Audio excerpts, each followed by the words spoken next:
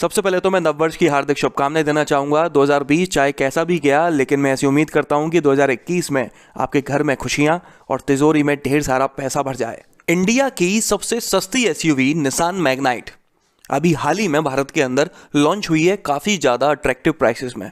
दिल्ली के on road prices के हिसाब से ये गाड़ी 5.51 लाख रुपीस से शुरू होकर 10.66 लाख रुपीस तक की मिल जाती है। इतने कम बजट में इसमें फुली लोडेड फीचर्स मिल जाते हैं, कंफर्ट और सेफ्टी दोनों के ही। सस्ती होने की वजह से और कर्ब वेट गाड़ी का वजन कम होने की वजह से ये अंदाज़ा लगाया जा रहा था कि इसकी बिल्ड क्वालिटी अच्छी नहीं है। इस गाड़ी में निसान वालों ने काफ़ी ज़्यादा कॉस्ट कटिंग की गई है, लेकिन जब इस गाड़ी का क्रैश टेस्ट किया गया तो कुछ चौंकाने वाले नतीजे सामने आए हैं। इस गाड़ी ने एशियन एनसीएपी में 4 आउट ऑफ 5 स्टार्स की बेहतरीन टेस्ट रेटिंग स्कोर की है। इस क्रैश टेस्ट का अभी तक ना तो कोई वीडियो और ना ही कोई पिक सामने आई है, लेकिन एशियन एनसीएपी ने अपनी ऑफिशियल वेबसाइट में न्यूज़ बुलेटिन में ये बताया है कि उन्होंने निसान मैग्नाइट का क्रैश टेस्ट किया है, जिसमें उसने 4 आउट ऑफ 5 स्टार्स की काफ़ी अच्छी रेटिंग स्कोर की है। वेबसाइट पर एग्जैक्टली क्या लिखा हुआ है वो आप अपनी स्क्रीन पर देख सकते हैं। इस खबर को सुनने के बाद कई सारे लोगों के दिमाग में कई सारे क्वेश्चंस उठ रहे होंगे कि यार ये गाड़ी तो काफ़ी हल्की बिल्ड क्वालिटी की थी, 4 स्टार्स कैसे स्कोर कर लिए, वो भी एशियन एनसीएपी में, जहाँ के रूल्स ग्लोबल एनसीएपी से ज़्यादा स्ट्रिक्ट माने जाते हैं। तो दूसरी तरफ कुछ लोग सोच रहे होंगे कि यार ये पुअर बिल्ड क्वालिटी वाली गाड़ियाँ तो इंडिया में दी जाती हैं, इंडिया के बाहर दूसरी जगह तो अच्छी बिल्ड क्वालिटी वाली गाड़ियाँ होती हैं और उनमें सेफ्टी फीचर्स भी काफ़ी ज़्यादा होते हैं, इसलिए एशियन एनसीएपी वाली मैग्नाइट ने 4 आउट ऑफ 5 स्टार्स स्कोर किए हैं। इसी तरह के सवाल मेरे दिमाग में भी उठ रहे थे। इन सवालों का जवाब ढूंढने के लिए मैंने थोड़ी रिसर्च करी। इस रिसर्च का रिजल्ट 100% कन्फर्म तो नहीं है, लेकिन हाँ, अंदाज़ा लगाने के लिए काफ़ी है। इंडिया के बाहर दूसरे देशों में गाड़ी लॉन्च होने के पहले ही उसकी क्रैश टेस्ट रेटिंग सामने आ जाती हैं। हाल फिलहाल निसान मैग्नाइट सिर्फ इंडियन मार्केट में ही बेची जा रही है, लेकिन जल्दी ही निसान मैग्नाइट को साउथ ईस्ट एशियन कंट्रीज में भी लॉन्च किया जाने वाला है। आप एक पॉपुलर मीडिया कंपनी की पोस्ट देख सकते हैं, जिसको पढ़कर साफ साफ नजर आता है कि निसान मैग्नाइट वहां पर लॉन्च होने वाली है। इसके अलावा निसान का ऑफिशियल ट्विटर पेज पर भी जिस गाड़ी को टीज किया गया है, उस गाड़ी की डीआरएल्स और हेडलैम्प्स देखकर लगता है कि ये निसान मैग्नाइट ही है। तो इस खबर से ये तो साफ हो जाता है कि निसान मैग्नाइट बाकी कंट्रीज में भी लॉन्च होने वाली है। अब बात आती है कि क्या वहां की निसान मैग्नाइट की बिल्ड क्वालिटी हमारी इंडियन मैग्नाइट से ज़्यादा स्ट्रांग होगी?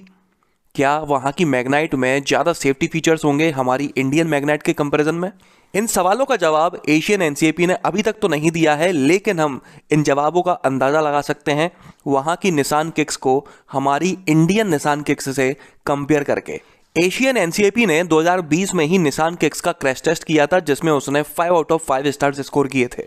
अगर मैं सेफ्टी फीचर्स के बारे में बात करूँ तो वहाँ की निसान किक्स में anti lock braking system, 7 airbags, electronic brake distribution, seat belt pretensioner with load limiter, electronic stability control, blind spot technology, autonomous emergency braking system, forward collision warning system, lane keep assist जैसे features मिल जाते हैं।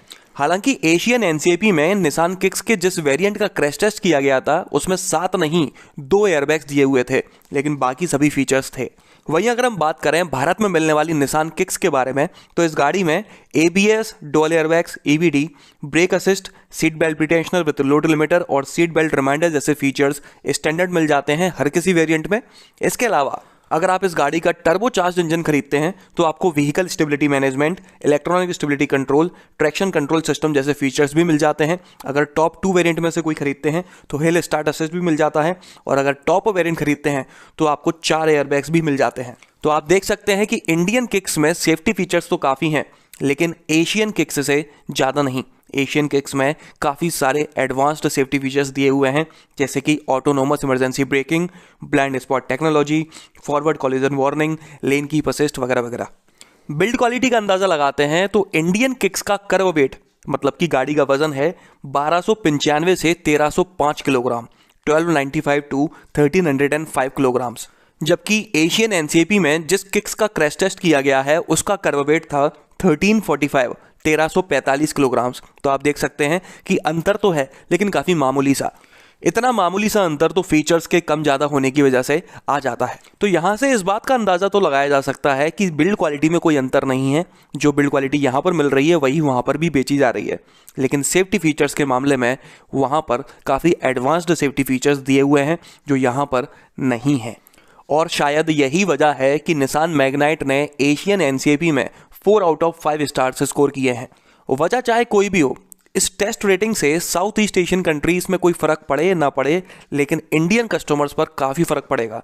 जो customers खुद को इस गाड़ी को लेने से रोक रहे थे इसके बिल्ड क्वालिटी हल्की होने की वजह से, वो लोग भी अब इसको खरीदना शुरू कर देंगे। अब बस इंतजार है कि कब एशियन एनसीएपी निसान मैग्नाइट के क्रैश टेस्ट की बाकी डिटेल्स को रिवील करता है, ताकि पता चल सके कि कौन कितने पानी में है। इसके अलावा इंतजार इस बात का भी है कि ग्लोबल एनसीएपी कब इंडिया की सबसे सस्ती एसयूवी का क्रैश टेस्ट करता है। अगर ऐसा होता है तो दूध का दूध और पानी का पानी साफ हो जाएगा। जानकारी के लिए मैं बता दूं कि इंडियन निसान मैग्नाइट में ABS, dual airbags, EBD, anti roll bar, seat belt pretensioner with load limiter और सीट बेल्ट रिमाइंडर जैसे फीचर्स स्टैंडर्ड मिल जाते हैं हर किसी वेरिएंट में। इसके अलावा टर्बोचार्ज्ड इंजन में इन सेफ्टी फीचर्स के अलावा vehicle dynamic control, hill start assist, traction control system और हाइड्रोलिक ब्रेक असिस्ट जैसे फीचर्स भी मिल जाते हैं। इसमें 1 लीटर पेट्रोल इंजन मिलता है जिसे 2 अलग अलग तरह से ट्यून अप किया गया है। एक टर्बोचार्ज्ड है जो ज़्यादा पावरफुल और ज़्यादा टॉर्की है। मैनुअल ट्रांसमिशन में 18.75 टू 20 kmpl, जबकि CVT ऑटोमेटिक में 17.7 kmpl तक का माइलेज क्लेम किया जाता है। तो चलिए इस वीडियो में तो बस इतना ही। अगर आपको ये पसंद आया हो तो इसे लाइक कर दीजिएगा, इस चैनल को सब्सक्राइब कर लीजिए और बेल आइकन को दबाना बिल्कुल ना भूलना। आपका दिन शुभ रहे। धन्यवाद।